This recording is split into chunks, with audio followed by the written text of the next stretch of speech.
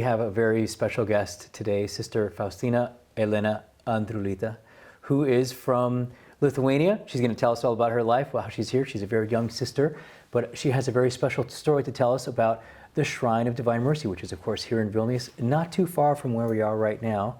And I can't wait to hear the story myself. Sister, welcome to the program. Sveiki, malonu matyti. Sister, we would love to know your story, we want to know about your life. We want to know about what you do now in Vilnius. But first, how did you come to be a sister? Aš esu lietuvė, esu iš vidurio Lietuvos, kilusi, augusi Kėdainių rajone ir atvykau į Vilnių studijuoti pirmo kurso kaip lietuvių filologijos, literatūros studentė. Mano pašaukimo istorija prasidėjo nuo to, kad aš atvykau į Vilnių studijuoti. Ir ten išgyvenau, būdama pirmame kurse, savo tokią, sakykime, gyvenimo, gal pirmą tokią krizę rimtesnę, kai atrodė, kad mano gyvenime viskas gerai, aš gerai mokiausi, man patiko mano studijos, aš turėjau vaikiną, su kuriuo draugavau, mano brolis gyveno taip pat Vilniuje, mes su juo gerai leisdavom laiką ir atrodė, kad mano gyvenimui nieko netrūksta ir aš turiu viską, ko man reikia. Tačiau po pirmosios sesijos pajutau, kad mano širdį kažkas be galo skauda ir kad tiesiog rėkia iš skausmo. Realiai viskas gyvenime yra gerai, bet yra begalinė didžiulė tuštuma, kurios niekas negali užpildyti ir aš nežinojau, kas tai yra. Aš nesupratau, kas tai yra. Ir vieną dieną, tai buvo mano 19 gimtadienio diena, aš užėjau į mažutę bažnytėlę, visai arti universiteto, kur mokiausi. Ir žinau tą bažnytėlę dėl to, kad ten vyko mano pusseserės vestuvės. Ir ta bažnytėlė tai buvo Dievo gailestingumo šventovė, kurioje kabo šitas paveikslas. Ir ten užėjusi aš tiesiog atsiklaupiau maldai, ko jau buvau turbūt ilgą laiką nedariusi, nes paauglystės metu buvau atsitraukus nuo Dievo, nors vaikystėje turėjau tikėjimo patirtis. Ir tuomet toj maldoje aš supratau vieną dalyką. Nuo šiandien viskas mano gyvenime pasikeis. Ir man buvo aišku, kad aš turiu atlikti išpažintį, ko aš jau buvau tikrai labai ilgą laiką nedariusi. Ir tuo metu aš negalvojau apie gailestingojo Jėzaus paveikslą, tuo metu aš negalvojau, iš kur jis yra, kaip jis čia atsirado, kas čia yra. Aš žinojau vieną dalyką. Nuo šiandien mano gyvenimas bus kitoks. Nuo šiandien mano gyvenimas turi keistis. Ir aš turiu atlikti išpažintį.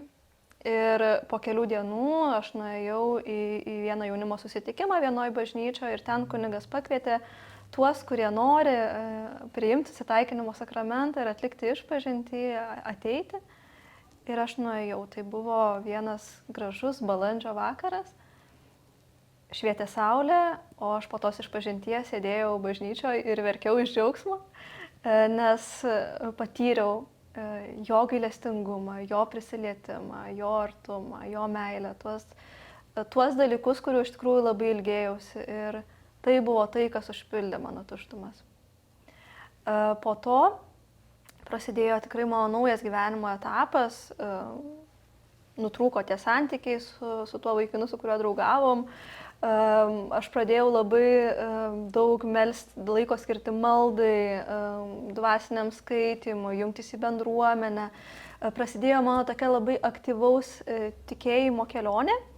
Ir kadangi mano universitetas ir paskaitos visiškai prie gailestingumo šventovės Vilniuje, dėl to aš labai dažnai tiesiog tarp paskaitų būdavo toks tarpas, kai vykdavo šventos mišios ir aš galėdavau dalyvauti šventose mišiose. Ir lėkdavau į gailestingumo šventovę ir būdavau ir melsdavausi ten ir adoruodavau ten ir tikrai labai daug gražių prisiminimų su tuo yra susiję. Na ir klausiau Jėzaus, koks yra mano pašaukimas, koks yra mano kelias, kur jis nori mane kviesti. Labai norėjau kurti krikščionišką šeimą ir labai įsivaizdavau, kad ištekėsiu. Bet matyt, viešpats turėjo geresnį planą. Ir viena mano draugė pakvietė mane į alfa kursą, tokį tikėjimo pagrindų, tikėjimo gilinimo kursą, kuris vyko Žvėryne. Ir aš ten sudalyvavau ir ten susipažinau su šventosios šeimos seserimis. Tai buvo pirma pažintis per tą draugę, kurios pakvietė paskui jau arčiau jų gyventi studenčių namuose, kuriuos seserys turi. Ir tada prasidėjo mūsų bendrystė. Per antrąjį rekolekcijų savaitgalį, nakties metu, aš išgirdau tą Dievo kvietimą pašvęstajam gyvenimui. Aš atėjau maldai ir paklausiau viešpaties, kokiu keliu tu nori, kad aš eičiau, ir supratau, kad tai yra vienuolinis pašaukimas, kad tai yra vienuolystės kelias. Ir labai jaučiau, kad tame kelyje mane globoja šventoji Faustina Kovalska. Aš tikrai skaičiau jos dienoraštį, maldoje prašiau jos užtarimo ir pagalbos pašaukime ir vienuoliniam gyvenime, nes galvojau, jau ji tai tikrai turi geros patirties ir gali man čia padėti. Ir jinai tapo mano globėja, jinai tapo tikrai tokia mano bendrakeleivė tam kely, ypač pradžioj. Ir dėl to, kai įstojau į vienuolyną ir vyresnioji prieš mano novicijatą paklausė, kokio vardo aš norėčiau, aš sakiau, kad norėčiau būti Faustina. Ir man buvo labai artima dar ir tai, kad aš mačiau tam tikras paraleles, kad aš įstojau 20 metų į vienuolyną, kaip ir jį įstojo 20 metų. Kad jos vardas, kurį davė tėvai, yra Helena, Elena. Mano vardas taip pat yra Elena, kurį man davė tėvai. Ir daug dalykų man buvo labai artimi ir dėl to aš paprašiau, kad galėčiau turėti šitą vardą ir tapau seserimi Faustina. Toks mano vienuolinis pašaukimas, tokia jo pradžia, toks mano kelias. I have such a little crisis in my life. Yes. In the first years of studying. I was in my 19th birthday. Uh-huh. I felt there is something in my heart. I felt a heartache in my soul. Were you Catholic? Were you faithful? Yeah, I was not very practicing at that moment. But you were raised Catholic when you were a kid at 19. And I came to the shrine. Yes. And first time? The second time. The first time was the weddings of my cousin. Okay. And the second time I came here, it was very nearly by my university. Yes. I came here. You came because you were having this crisis. Because I felt, Yeah, okay. and then came here. Yes. And in one moment I understood what from this moment my life must to change. What? I have to live a new life, and I must to go to confession.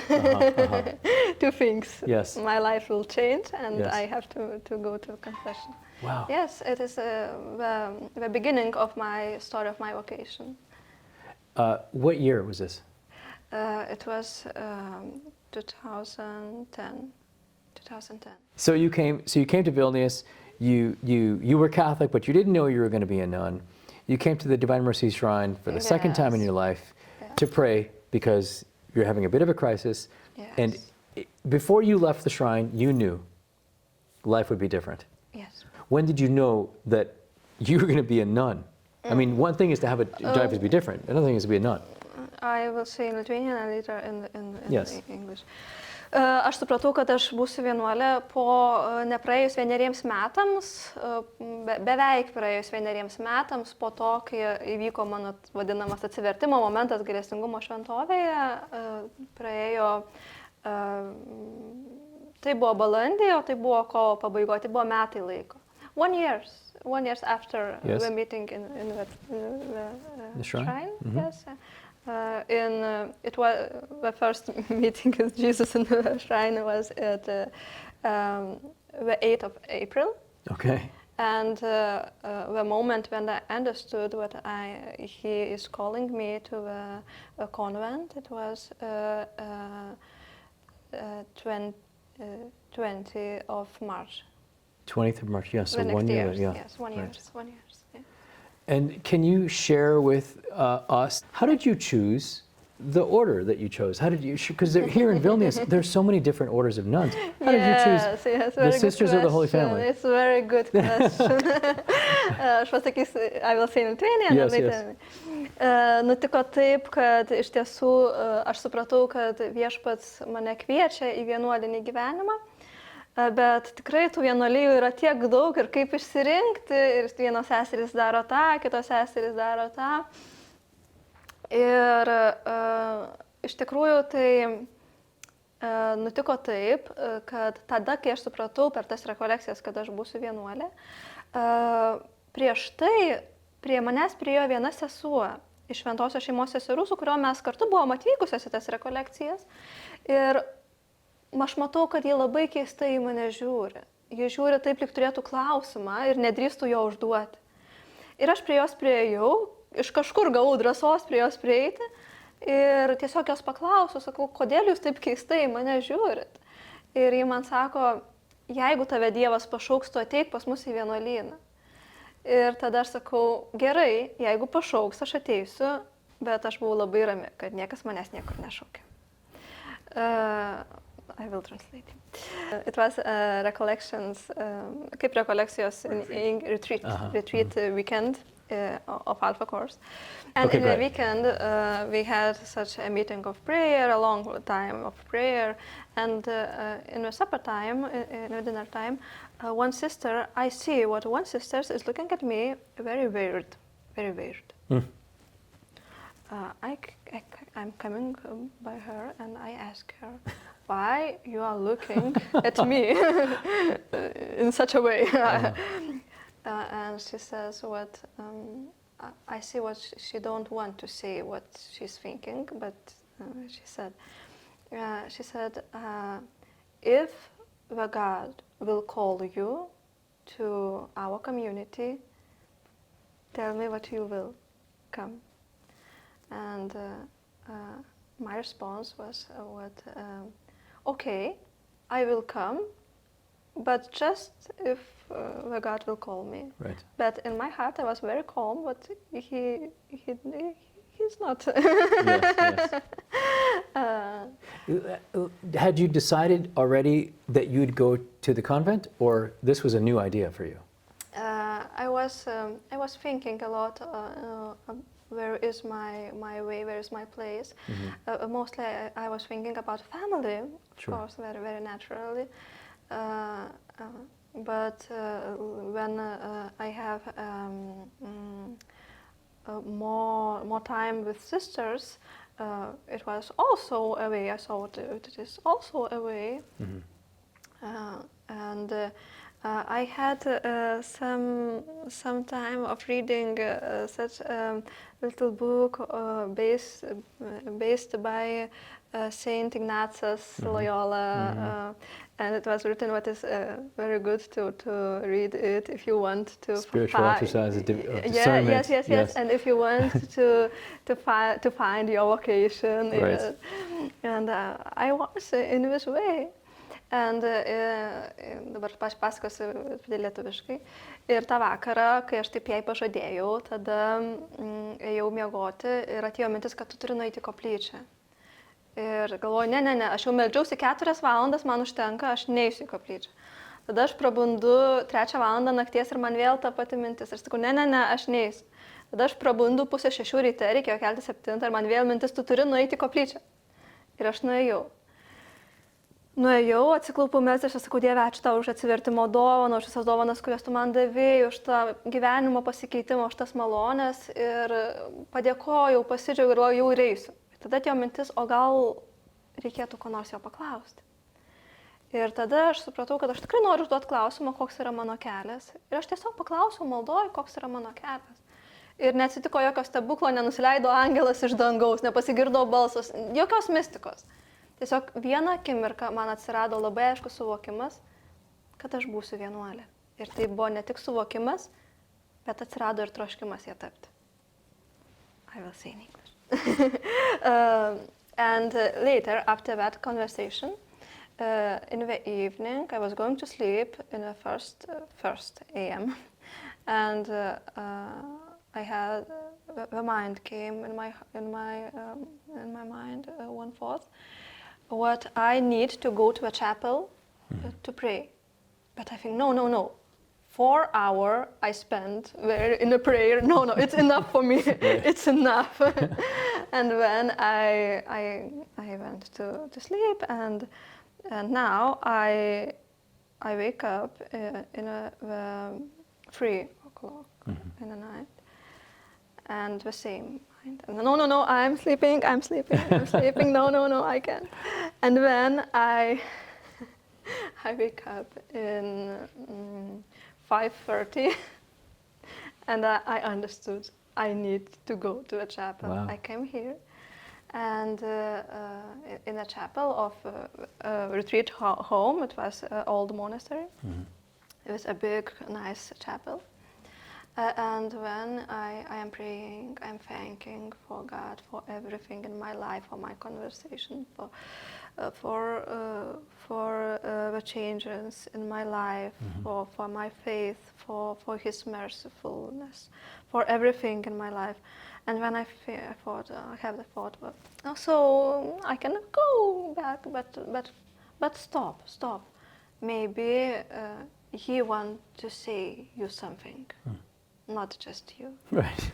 And when I ask a question, which way is mine? And it was no miracle. It was no angel, Right. no voice, Yes. nothing.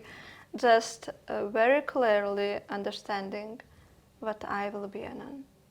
Wow. And it became a desire for me. I wanted to become. Ir dėl vienuolijos, jūs klausėt, kodėl šitą vienuolyną pasirinkau, tai iš tiesų aš tada, kai supratau, kad noriu būti vienuolė, aš galvojau apie daugelį ir vienas iš jų buvo gailestingojo Jėzaus seserys, nes mačiau jas gailestingumo šventovėj ir labai man arti gailestingumo slėpinys. Ir tas pats Jėzus, jis ir mano gyvenime per tą krizę atėjęs, jis buvo kaip tas iš mano gyvenimo tamsos, ar ne, jis atėjo kaip šviesa į mano gyvenimą. Ir man buvo labai brangus tas slėpinys ir aš galvoju, gal galėčiau eiti pas gailestingojo Jėzaus seseris, bet galvoju, ne, negaliu, lenkų kalbos nemoku. Tada galvoju, dar pranciškonės man labai artimos, gamta, Pranciškus, gal pranciškonės. Bet galvoju, paskui galvoju, dar yra viena kita vienuolija, kur abi tai labai gražus, bet, žodžiu, arba kur važiuoja į misijas į Afriką, visaip aš galvoju. Bet tada prisiminiau, kad kai paklausė ta sesė, jeigu mane pakvies į vienuoliją, tai kad aš ateičiau, tada aš supratau, kad tai pažadėjau į šitą bendruomenę ir aš atėjau. Ir viena abejonė mane ištiko, kai aš jau gyvenau su sesėm kartu, buvau kandidatė. Aš pamačiau ir savo veidą, kad jis nėra toks gražus gyvenant bendruomeniai, kaip aš įsivaizdavau, ir kad seserys irgi žmonės su savo ydom, su savo trūkumais, su savo charakterio silpnybėm. Ir tada man atėjo mintis, kad aš pataikiau ne į tą vienuolyną. Ir tada nuėjau į koplyčią ir sakau, Jėzau, aš ne čia pataikiau turbūt, kad vienuolynas tai tikrai, bet ar šitas, kodėl į šitą vienuolyną? Ir sakau, tu man pasakyk per savo žodį, per šventąjį raštą, per Bibliją, tu man pasakyk, ar aš tikrai čia turiu būti ir gal aš turiu eiti kažkur kitur. Ir aš atsiverčiau kitos dienos skaitinį šventajam rašte. Neverčiau bet kur, bet atsiverčiau kitos dienos skaitinį. Ir ten buvo parašyta, į kuriuos tik namus užeisite, ten ir pasilikite. Nesikilnokite iš namų į namus. Sakau, ačiū, supratau, užtenka. Ir tada aš likau šitoj vienuolijoj ir kuo toliau, tuo labiau mačiau, kad tai yra man pati geriausia vieta, pati geriausia bendruomenė, kurioj aš galiu daryti tai, ką mane Dievas kviečia. So after this, I had a lot of thinking about which convent, which monastery, which place for me. And maybe a community of Sisters of Merciful Jesus. Seems natural, yeah. Yes, because I love His merciful, divine mercy, and a chapel and everything, and Saint Faustina, but I don't speak Polish. One little thing, I don't speak Polish. You have to speak Polish to become a Sister of Merciful Jesus? I don't know, but I thought. Okay. I thought Sure. what it is. That also the seems natural, yeah. Sisters, also sisters who live in Lithuania, mostly are from Poland, and they speak each other in Polish. And we no, I'm Lithuanian. I can't do it. I can't. Interesting. And but maybe other sisters. I was thinking about the sisters of Saint Francis, because charisma, it seemed very. Very nice, and I was thinking also about contemplativus, taip ir yra, about contemplative sisters, because I wanted to be a lot in a prayer life, to go to deepness, yes. And but later I remember a sister who was asking me a question if I will be called, maybe I will come, and I promised. So I came. Oh my God. So I came. And the first crisis was in my life, in the first years in community.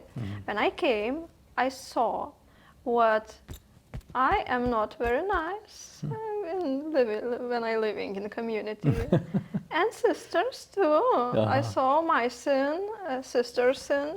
And what we are human, and we are not a perfect human. And it was really a big crisis for me. I was thinking, oh Jesus, but I came. I know what I have vocation to this life, but maybe the community is not suitable. It's not. Sure. Maybe you came to the wrong. Maybe order. I can go to a Sisters of Merciful Jesus, maybe, Sure. or to contemplative life. And when I came to chapel and asked him, please speak me through a Bible, and I knew that it's not the best way to hop and to see which part. I decided to read the word of the next day, for the next day. Sure. And it was written, when you are going to one home, don't go to another. You know that place, yes. about disciples, when 72 disciples was going two by two. Yes. Yes. And she goes, when you come to one home, don't stay here and don't go to others. Yeah. That's right. Okay, I understand. Okay, I will stay here. And later I saw what is the best place for me, for my talents, for my character, for me. This place is the best. My sisters are the best in the world. Wow. Yes. And I'm very happy that he said me to stay here and don't go in another place. Fascinating, sister. Fascinating. And what do you do now as a sister of the Holy Family? Nuostabu, tai I was saying Lithuania. It's okay. Nuostabu, tai tikrai aš, kai atėjau į vienuoliją, aš buvau pasirengusi daryti tai, ką reikės, ir imtis tų darbų, kurių reikės. Ir tikrai tą dariau. Seserys leido man baigti mano studijas, aš metams sustabdžiau savo literatūros studijas. Ir jau grįžau po noviciato kaip vienuolės su abitu. Ir baigiau 4. savo studijų kursą, lietuvių kalbos, literatūros studijas, ir pasirinkau redagavimo praktiką. Ir tą praktiką atlikau, Lietuvoje turbūt yra didžiausias krikščioniškas portalas bernardinai.lt, ir ten galėjau atlikti praktiką redagavimo, ir mes susidraugavom su tuo kolektyvu. Po to aš pradėjau darbuotis parapijoje, katechezės srity.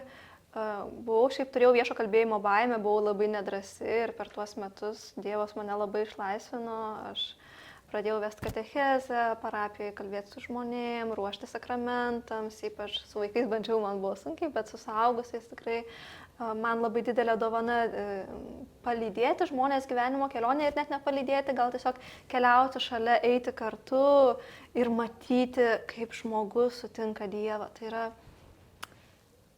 yra neįkainojama patirtis, matyti, kaip žmogus sutinka Dievą, kaip įvyksta jų susitikimas, kaip patiria Dievo gailestingumą, tai yra kažkas nuostabaus.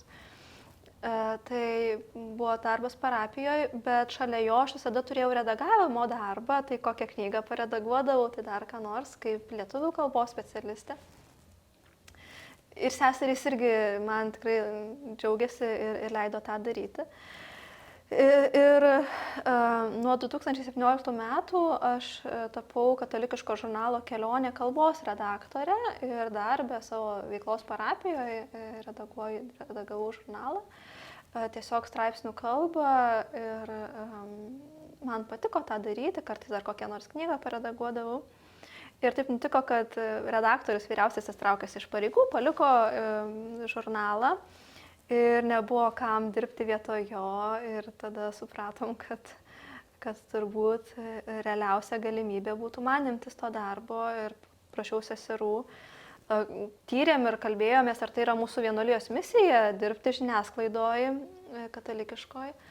Ir supratom, kad taip, nuo įkūrimo pradžios įkūrėjai irgi skatino, kad seserys ir per raštą, per tekstą skleistų Evangeliją ir Dievo žodį ir kad tai neprieštarauja mūsų charizmai. Ir seserys palaimino tarnystę, aš tapau ketvirtinio žurnalo Kelionė redaktorė. O vėliau nutiko taip, kad leidykla mažino savo veiklą ir nusprendė žurnalą apskritai nebeleisti. Ir tada mes, kadangi Lietuvoje labai mažai turim katalikiškos spaudos, pradėjau, tikrai man buvo labai liūdna, kad dabar net ir šitas kokybiškas geras leidinys, jis turės pabaigti savo gyvenimą. Ir dėl to kažkaip tikrai labai liūdėjau. Ir viena sesė sako, klausyk, tai mes teikim viešąją įstaigą ir mes leiskim tą žurnalą. Sakau, tu nesupranti, tu visai kvaila, sakau, tu nesupranti, ką tai reiškia prisimti administracinę dalį, užsimti finansų paieškomis, platinimu. Ir tai yra daug daugiau negu tik tai surinkti autorių kolektyvą, organizuoti tekstus ir visą kitą daryti. Bet pradėjom kalbėti su vienais, su kitais, su trečiais ir visi žadėjo pagalbą ir kalbėjome su seserimis, su vienuolijos taryba ir seserys nusprendė steigti viešąją įstaigą ir leisti žurnalą. Tai dabar užsiimu žurnalo leidybą ir su visu iš to visom kylančiom atsakomybėm, visais sunkumais, visais džiaugsmais. Ir visu tuo, kas yra, tai esu VŠI vadovė ir žurnalo Kelionė redaktorė.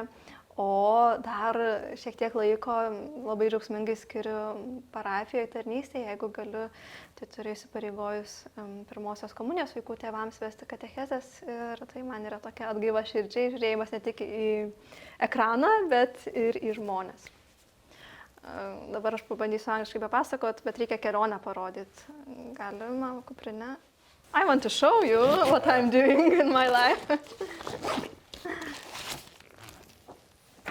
Oh. Is this your magazine? Yes. Show me. Yes, it is.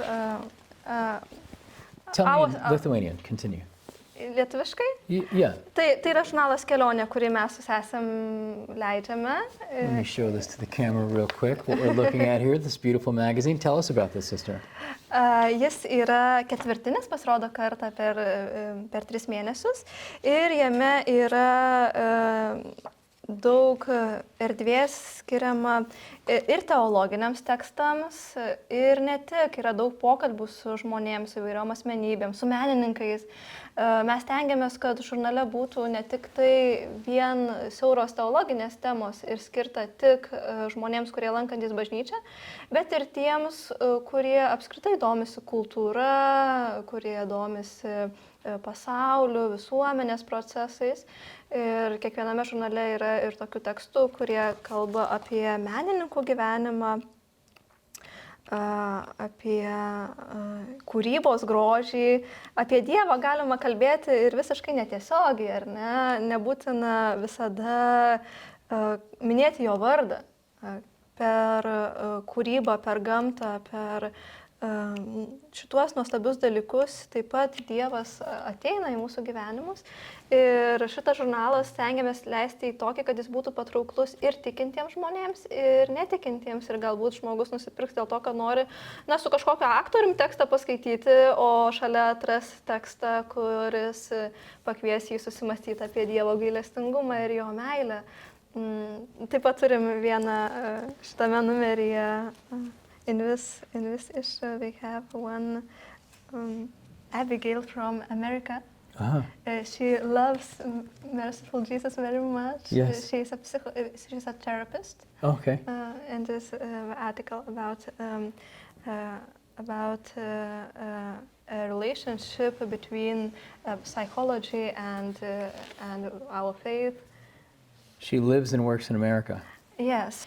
We have themes about for example, this woman, this very nice woman, she's making everything for cool, yeah. wood, yes. I saw Pope Benedict in there somewhere. Yes. I would like to know, why in the world would Jesus want to make a painting? Why not a mountain or a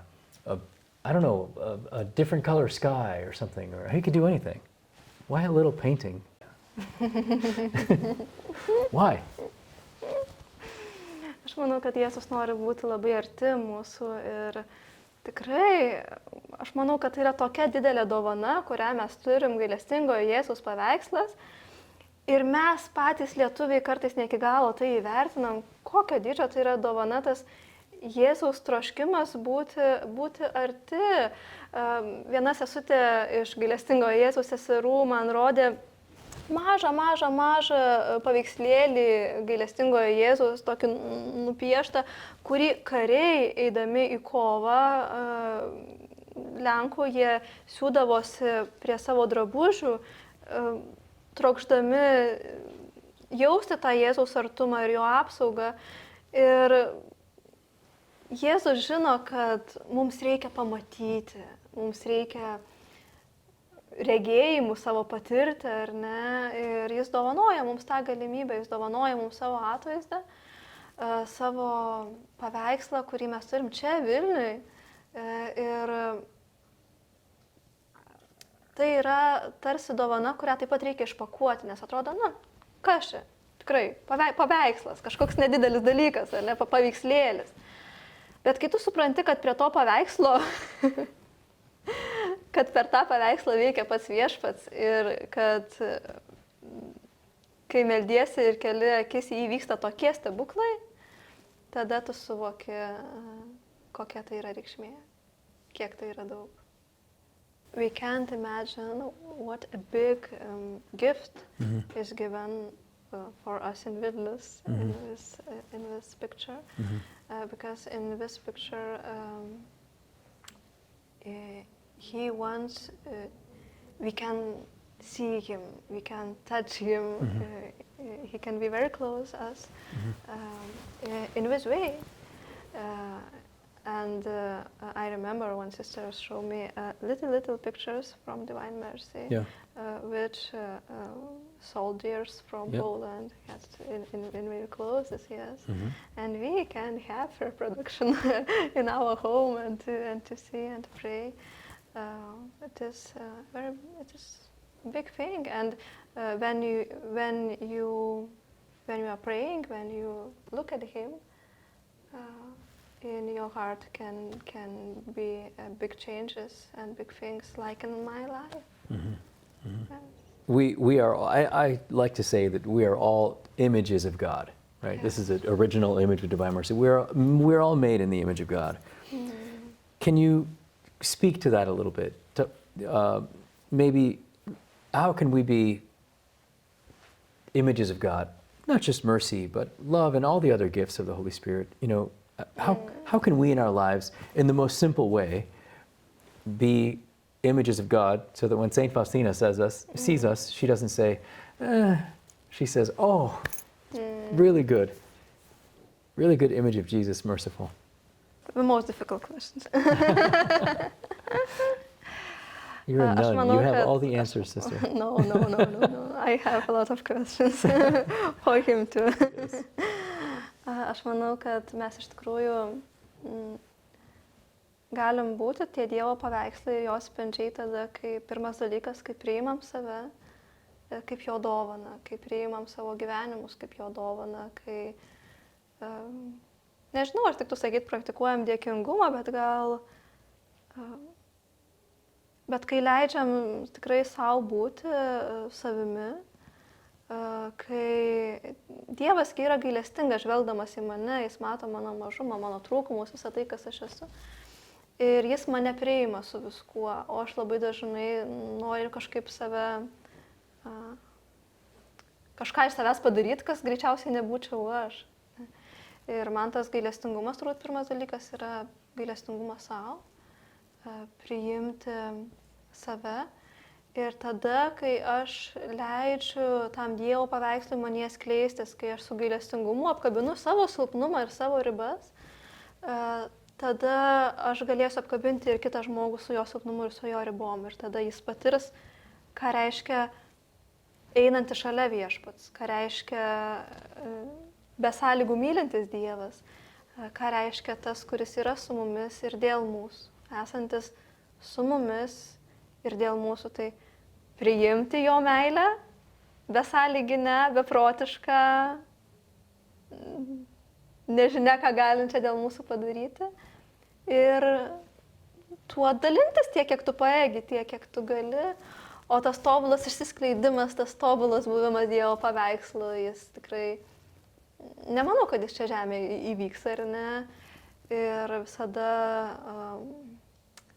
visada yra ta įtampa tarp to, kas yra, kiek tau pavyksta būti tuo Dievo paveikslu, kiek tu myli save ir kitą, ir jį, ir tarp to, koks yra pažadas amžinybei.